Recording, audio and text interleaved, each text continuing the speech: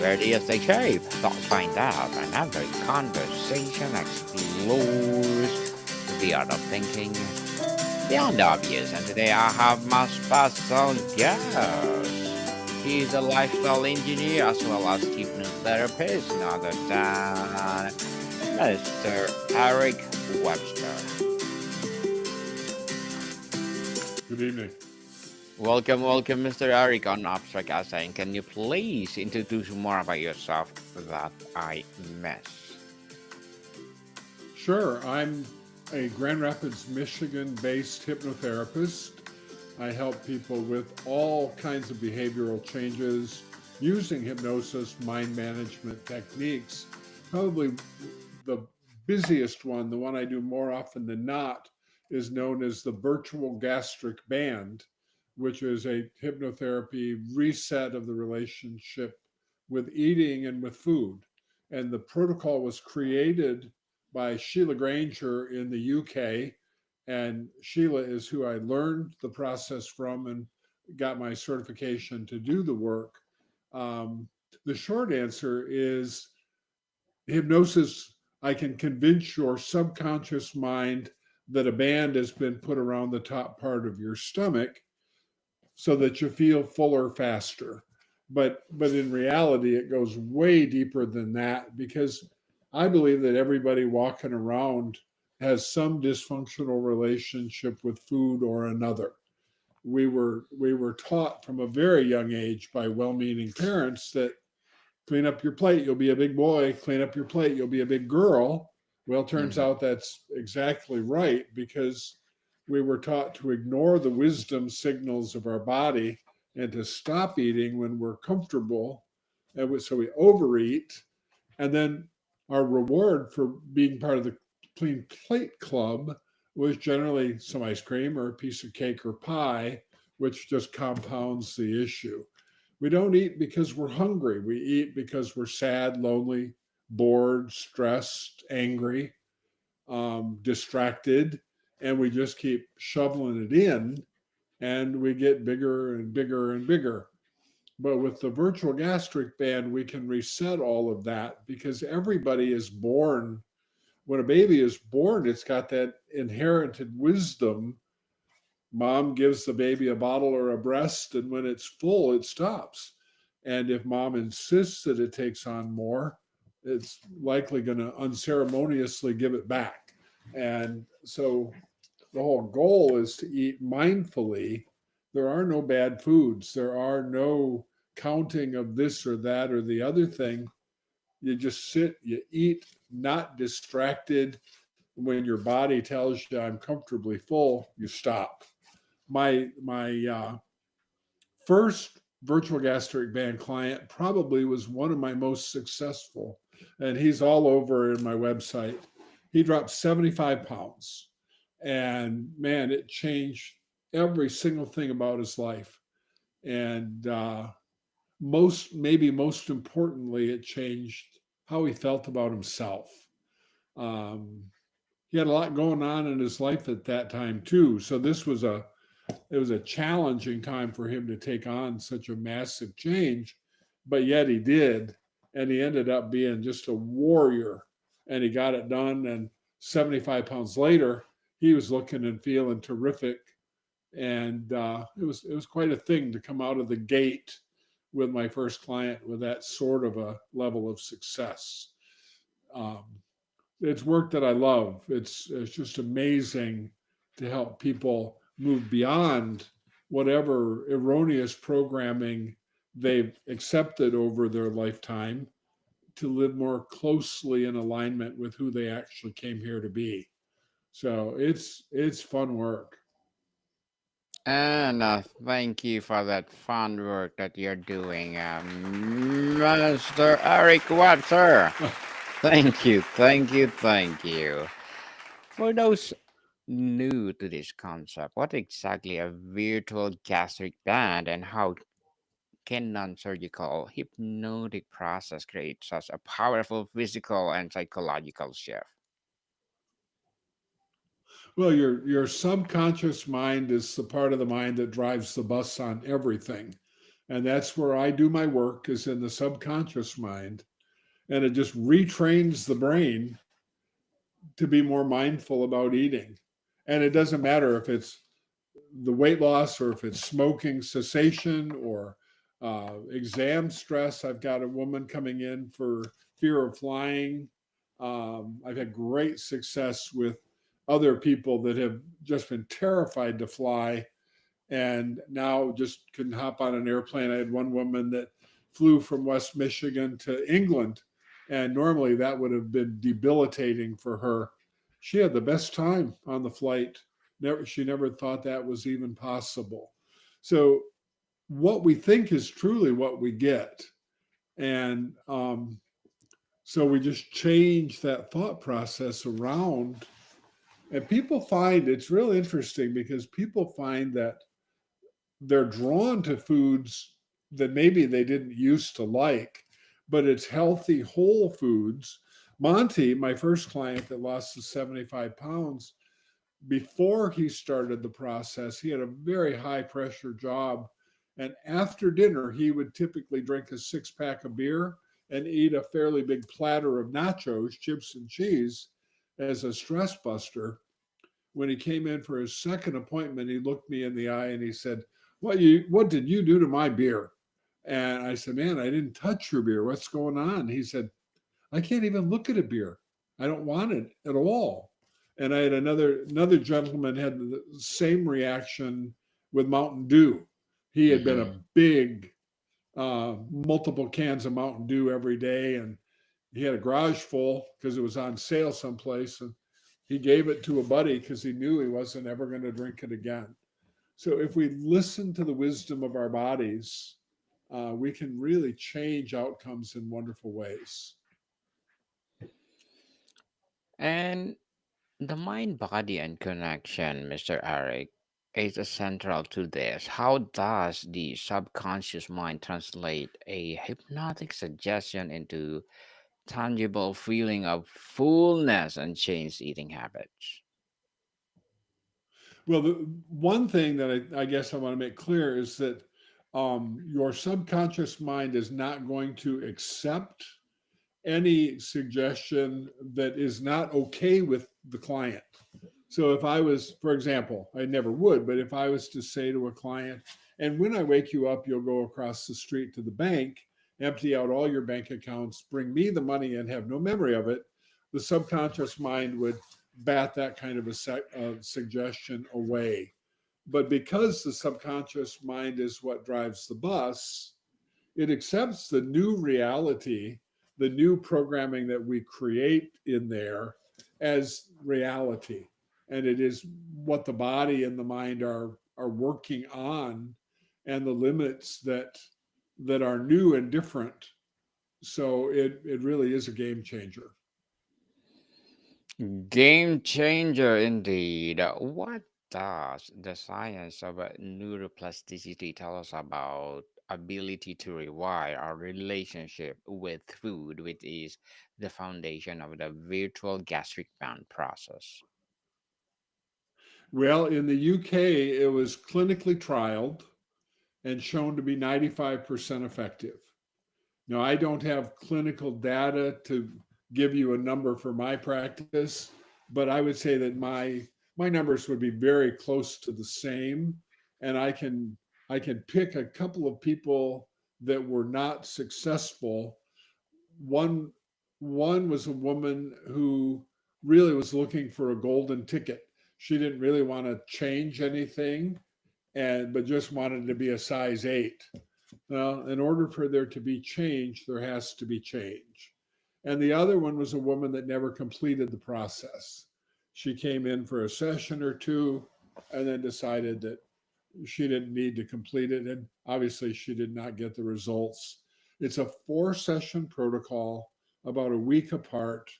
There's a recording, 17-minute support recording that I encourage people to listen to at least once a day, that helps to remind the subconscious mind of the new reality. And so the I don't know, I can't quote you any clinical studies or anything, but I know that there are surgeons in the world that are performing actual surgery without anesthesia, without anesthetic. They're using hypnosis.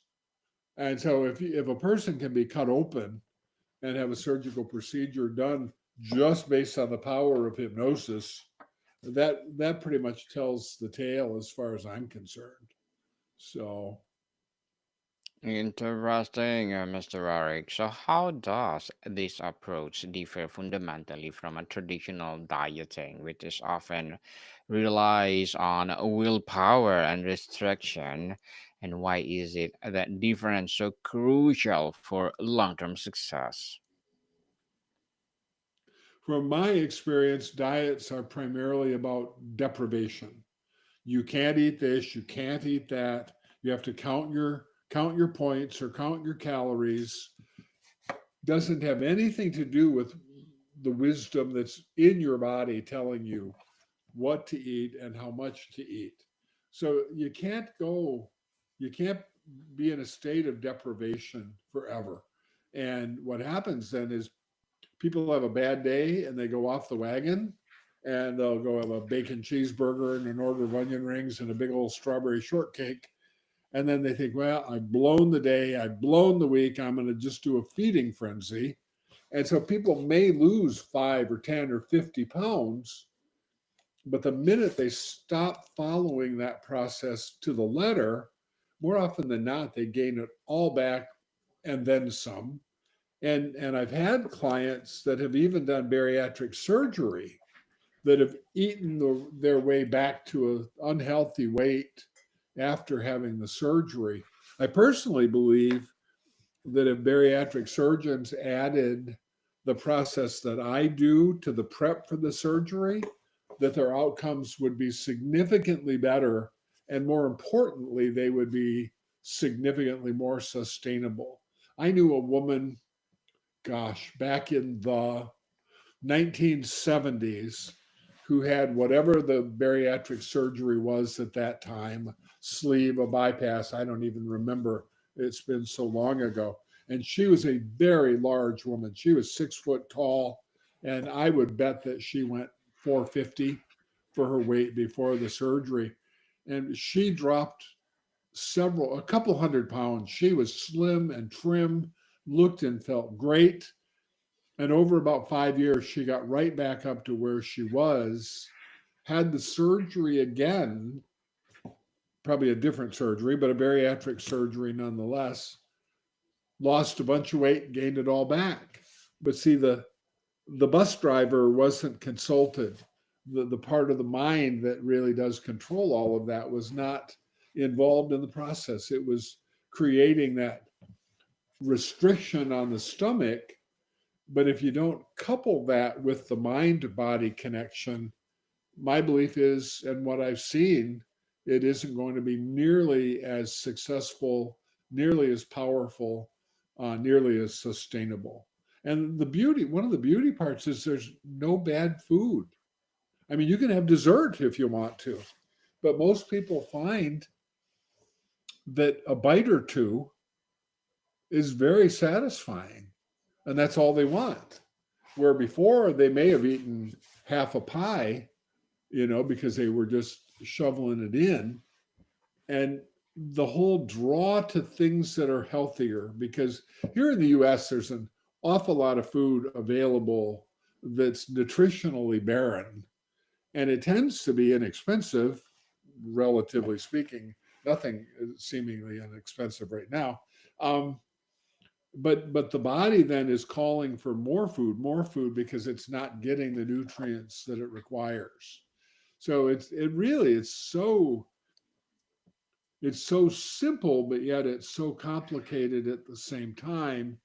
And much of everything we've been taught about eating, about being healthy, about how do you get to and maintain a good weight, much all of that is very wrong-headed. But it's a multi-billion-dollar industry, so they're not likely to change because there's a lot of profit in counting points and counting calories and selling all the meal kits and all of the rest of that. So Interesting, Mr. Eric. And the process of the experience. Can you walk us through the typical journey a person goes through from the first hypnotic session to integrating their new band in their daily life? Sure. The first session, I normally ask for 90 minutes. We talk generally about hypnosis, and I answer any questions or concerns that the client might have. There's a lot of misinformation out there about hypnosis, what it is. Some people believe it's of the devil. You know, people are taught an awful lot of things. So we talk in general about hypnosis. And then we talk about the virtual gastric band protocol and process. And then we do a really deep dive conversation into the life and patterns of the client. What do they have for family members? What was mealtime like when they were growing up? What is mealtime like now? Are there, people tend to be either salty or sweet in terms of their snack preference. Um, are there particular foods that if they start eating, they're just not going to stop until it's all gone? We talk about what is it going to look like and feel like when you're at your ideal shape and size. How are you going to feel about yourself? And so we really go through a very broad uh, conversation about everything in their lives, because then that gives me the ammunition that I need in order to be most effective. When I get them in the recliner, they have their headsets on, I have my headset on, I cue up the music and eventually the ocean waves, and I just start talking to them. And the conversation then is about just getting them to relax. There's no swinging stopwatch, there's no any of that sort of stereotypical stuff, but it's just talking to them to get them to relax deeper and deeper. And then we go into the actual therapeutic part. And part of that is they go into an operating room, and I've got the background sound of the heart monitor and the surgical team, softly talking in the background, and we go through the whole. It's about a 30 to 45 minute hypnosis session where the work gets done. And I laugh and I tell people that I open up their skull and stir around in their brains, but only figuratively. I've never actually cut anybody open. And when they wake up, they're fully functioning. They can go out of my office and get in their car and drive away. And most people find immediately that their relationship with food has already begun to change in a healthier direction. And there's a sheet of rules, but nothing ridiculous. And I do the, like I said, I do the recording, and I encourage them to listen to it at least once a day. Sometimes, though, it's easiest for them if they're busy just to listen to it as they go to bed. And I remember when I took my training with Sheila Granger, we all went out to a restaurant. We were in Chicago, and the husband of one of the women who was taking the training comes up to Sheila in the waiting area in a loud voice. He says, "Hey, you're Sheila Granger. I go to bed with you every night." And she chuckled and she said, "My dear, thousands of people around the world do every night."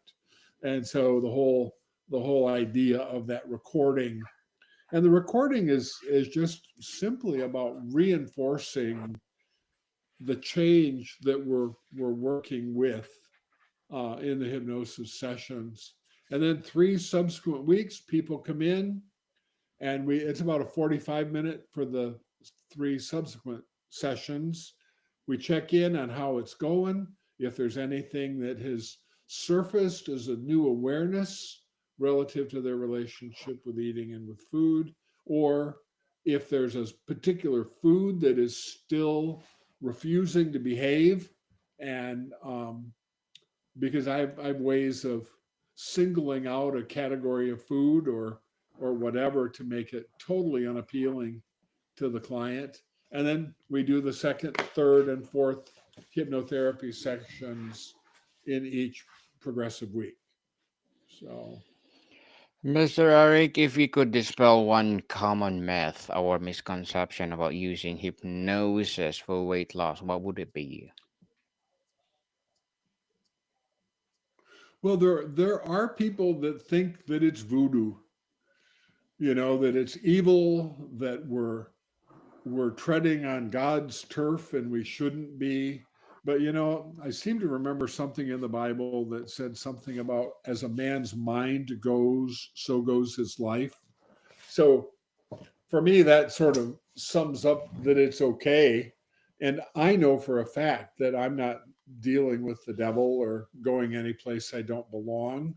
I think that from a safety and security standpoint, I'll go back to what I said earlier about your subconscious mind is not going to allow anything to be implanted that isn't okay with you, that isn't morally okay with who you are and how you want to live your life. So the people that are on stage clucking like chickens, Hmm. obviously they don't have a problem being up there clucking like a chicken and making a fool of themselves. But if somebody would have a problem, then there'd be no clucking. But the stage hypnotherapy people are really good at picking the people out of the crowd that are going to be they're going to be fun. They're not going to be resistant, and that they can put on a good show for the audience. So So, Mr. Eric, before we wrap up our discussion for today, I'm inviting you to please do listen to my other podcast, people. My other podcast, because my abstract essay is already in fifth season, abstract poetry in second season, and my book 101 review in fifth season too, comedy 101 in second season, and my food 101 in fifth season as well, geography 101, love letters, movie 101 review, music 101, fourth season, science 101, sex 101 are in second season, and my baby podcast Law 101, Mental Health and Bible Verses 101. Please listen to them wherever you listen your podcast. So, Mr. Eric, finally, what is your ultimate vision for this work? to hold my cat and just relax. This is Betty. She likes to be in on the action.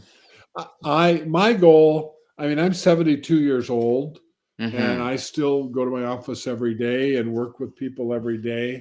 My goal is to help as many people as I'm allowed to Yes. live more in alignment with who they came here to be Yes, for definitely as long as I can. alignment. Yes, definitely Yeah. alignment. Mr. Eric Webster, thank you so much for sharing your knowledge and wisdom to the world. So, can you please invite our listeners to support your advocacy, your business, or whatever projects that you're doing right now? Yeah, my website, ericwebster.com, that you see on the screen. Everything is there.